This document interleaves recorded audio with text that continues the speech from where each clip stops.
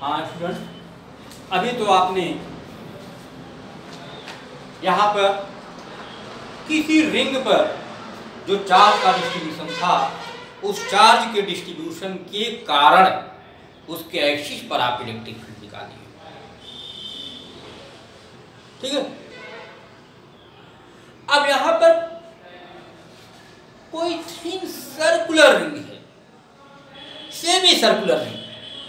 उस semi circular ring के कारण उसके सेंटर पर इंटेंसिटी ऑफ इलेक्ट्रिक फील्ड कितना, ये कैलकुलेट करना है आपको। Intensity of electric field at the centre of semi circular ring. ठीक है। तो नेक्स्ट पॉइंट होगा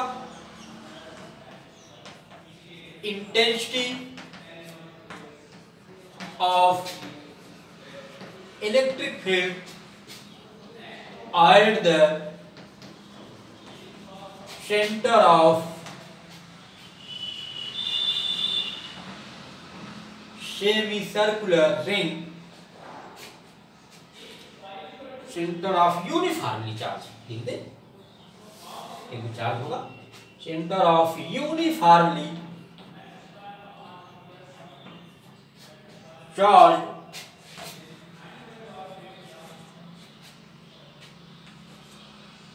सेमी सर्कुलर रिंग।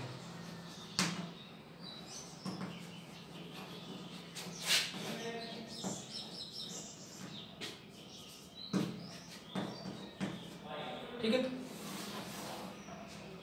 अभी तो होल रिंग के लिए लेंगे, अब यहां पे लेंगे सेमी सर्कुलर। अब एक सेमी सर्कुलर रिंग लेते हैं,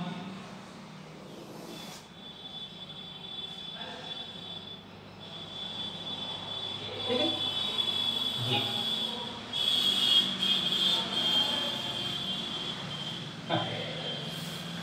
ओ चलिए, ये सर्कुलर रिंग है, ये सर्कुलर रिंग यूनिफॉर्मली चार्ज है।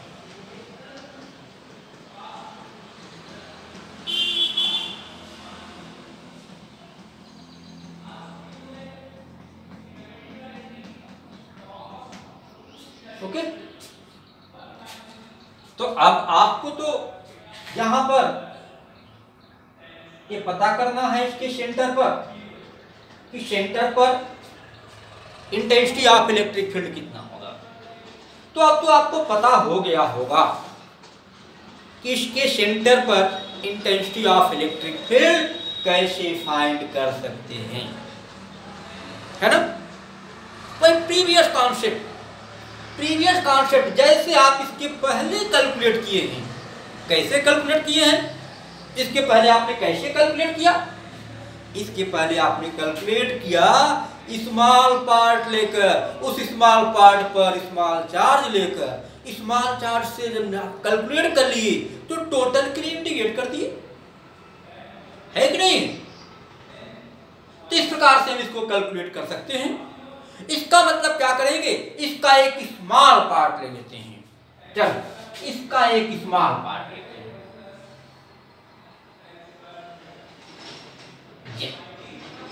स्मॉल पार्ट डीएल है, ठीक। एक और जो कि एंगल थीटा बना है, डी थीटा, ये तो थीटा हो बचा। इसी प्रकार यहां भी लिखते हैं स्मॉल पार्ट, ए भी एंगल कितना बनाएगा, डी थीटा ही बनाएगा।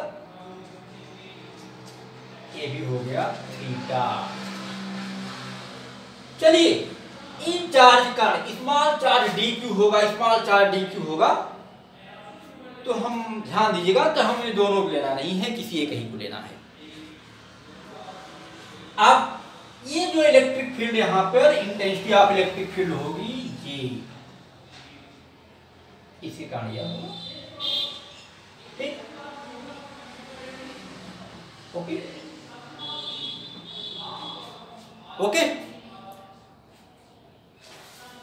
ये सेंटर सी।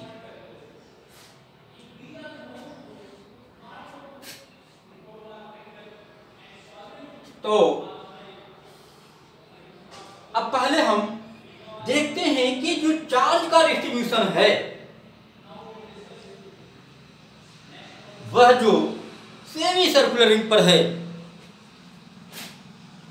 यहां से π/2 π/2, इसका मतलब यहां पे चार्ज का डिस्ट्रीब्यूशन जो है -π/2 से +π/2 तक है। वो तो बाद का स्टेप है, पहले स्मॉल पार्ट का कितना इलेक्ट्रिक फील्ड होगा इसे हम फाइंड करेंगे। रेडियस स्मॉल है, इसका जो रेडियस है वह स्मॉल a है। ठीक है, चलिए अब हम निकालते हैं। इस पर क्वेश्चन पूछा है intensity of electric field, intensity of electric field at point P due to small charge D। तो स्मॉल चार्ज है तो इंटेंसिटी ऑफ इलेक्ट्रिक फील्ड भी क्या होगा, स्मॉल ही होगा। ये हो जाएगा D इक्वल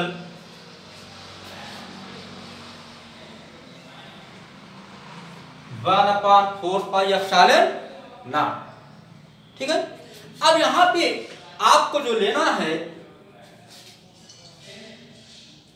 ई डायरेक्शन, तो कितना एंगल बना रहा है थीटा, ई डायरेक्शन मिल जाएगा d cos थीटा।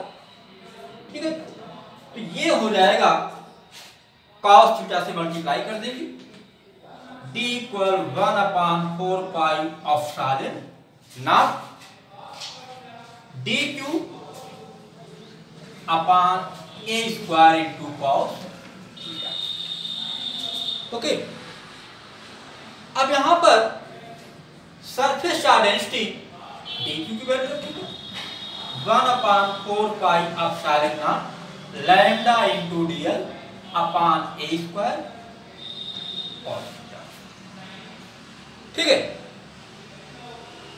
अब dl, अब यहां पे देखेंगे dl एक स्मॉल सर्कमफ्रेंस है, स्मॉल सर्कमफ्रेंस जो एंगल बना रहा है स्मॉल बना रहा है dq, रेडियस है। ठीक है, तो r इक्वल क्या हो जाएगा, एंगल इंटू रेडियस। तो रख दीजिए 1/4πε0 लैम्डा, और ये हो जाएगा a into D theta by a square cos theta. ठीक, ये हो जाएगा 1/4πε0 लैम्डा a, मतलब कैंसिल हो जाएगा, बोलिए, तो कैंसिल हो जाएगा तो बचेगा केवल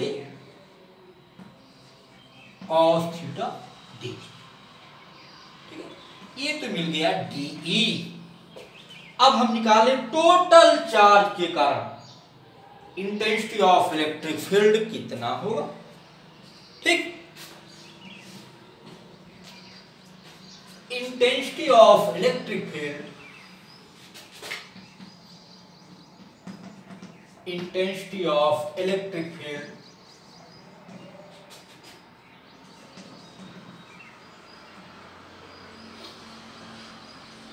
due to total charge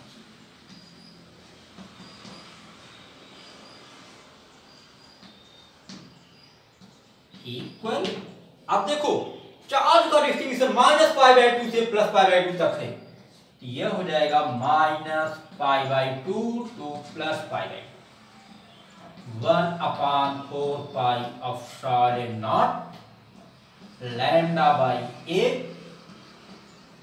cos theta. Okay,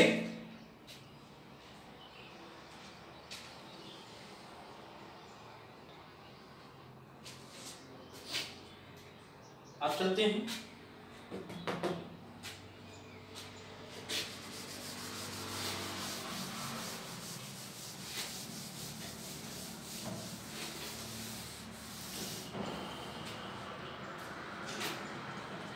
equal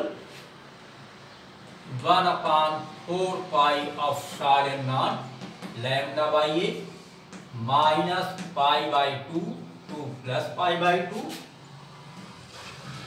cos theta d theta 1/4 pi lambda by e. We know that the integration of cos theta is sin theta. Sin theta minus π/2 2 plus π/2 रख दीजिए 1/4 pi lambda by a upper limit sin π/2 minus π/2 1/4 pi lambda by sin π/2। अब sign minus theta equal होता है minus sine theta, तो minus यहाँ आएगा plus हो जाएगा sine π/2 1/4 pi lambda by 1 plus 1 ये कैंसिल होगा, कितना आ जाएगा ये 2 हो जाएगा, कैंसिल हुआ तो मिला आपको equal lambda upon 2 pi epsilon not a. Okay, ये आपको मिल गया जब चार्ज का डिस्ट्रीब्यूशन वो यूनिफॉर्मली सेमी सर्कुलर इन पर हो तब क्या होगा, तब जो आपको इंटेंसिटी ऑफ इलेक्ट्रिक फील्ड मिलेगा equal lambda upon 2 pi epsilon naught. Okay,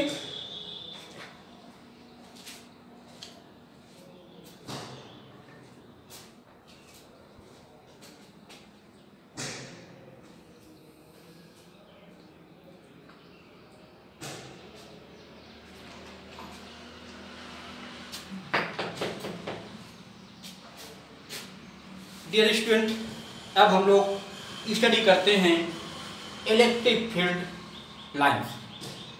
electric field lines क्या होगी?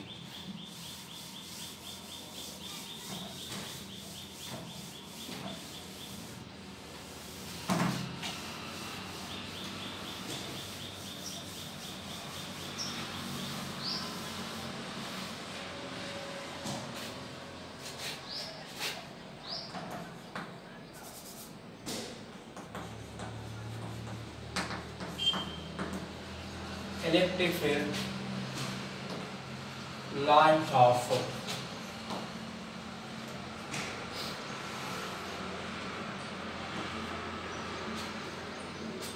Electric field lines of force. Electric field lines of force होगा।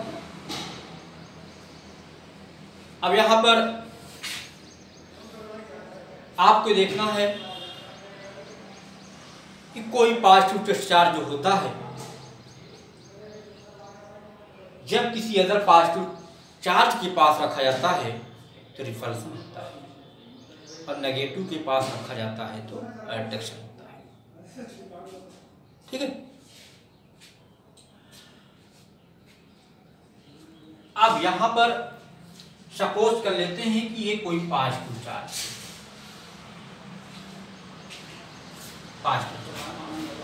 अब यहां पे पॉजिटिव डिस्चार्ज हम लेते हैं। जब पॉजिटिव डिस्चार्ज रिपल करेगा तो ये पॉजिटिव डिस्चार्ज इस डायरेक्शन में चलेगा,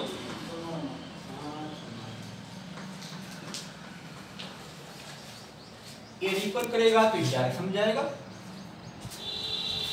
यहां से रिपल करेगा तो इस डायरेक्शन में जाएगा, यहां से रिपल करेगा तो इस डायरेक्शन में जाएगा। ओके, नेगेटिव चार्ज अट्रैक्ट करेगा,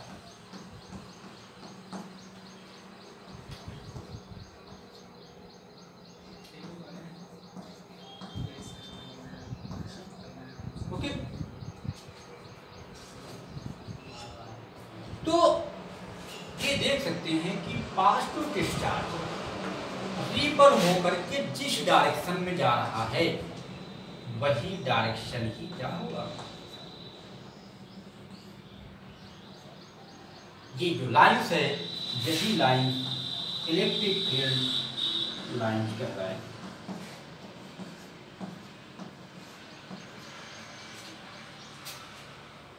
अब यहां से पॉजिटिव डिस्चार्ज रिपल हो रहा है, कहां तक जाएगा पता नहीं, कहां तक जाएगा, इनफाइनाइट तक जाएगा। इसका मतलब कि ये पॉजिटिव डिस्चार्ज रिपल होकर के जिस पाथ से चलता है उस पाथ को रिप्रेजेंट करने वाली लाइंस जो होगी वही electric field lines of force. तो आप इसको जनरली वे में डिफाइन कर सकते हो, the line represented path of positive discharge in electric field is known as electric field lines of force. ठीक है, तो इलेक्ट्रिक फील्ड में पॉजिटिव डिस्चार्ज,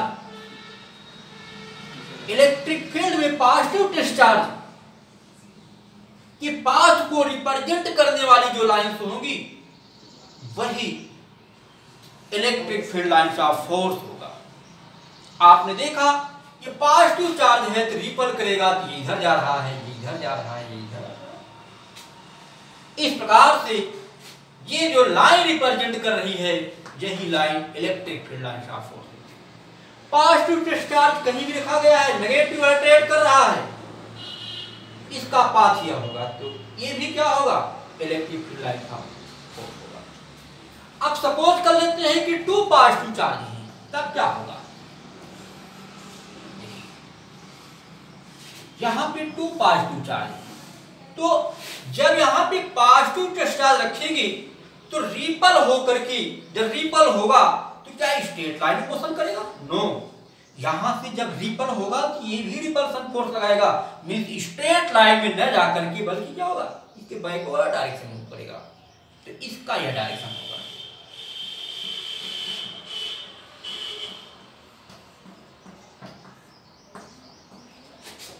यही यहां भी होगा।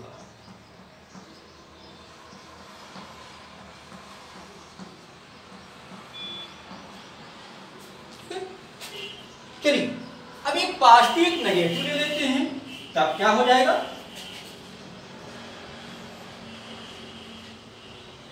अब यहां भी पॉजिटिव डिस्चार्ज होगा, ये तो रिपल करेगा, तो अट्रैक्ट करेगा, तो ऐसे केस में रिपल कर रहा है, क्या कर रहा है, ये अपवर्ड डायरेक्शन चल रहा है, लेकिन इधर से अट्रैक्ट कर रहा है, तो क्या करेगा, डाउनवर्ड चलना चाहेगा, तो इसका यह पाथ करेगा।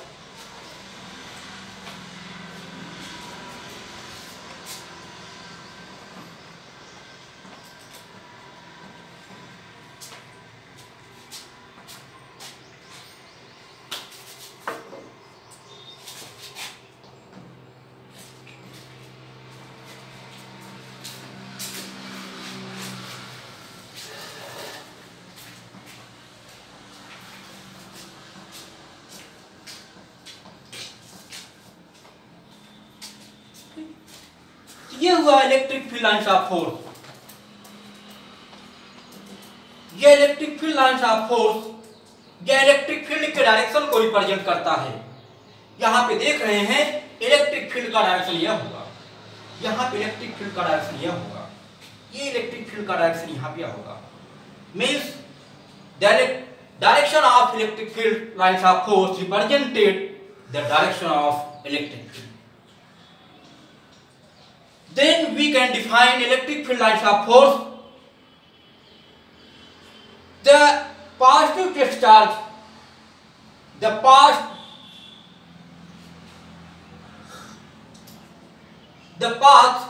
represented positive discharge in electric field.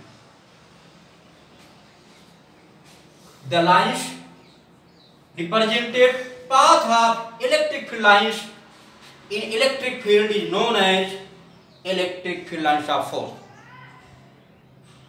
फिर देख लीजिए, वह लाइन जो इलेक्ट्रिक फील्ड में पॉजिटिव डिस्चार्ज के पाथ को रिप्रेजेंट करेगी वही electric field lines of force होगी।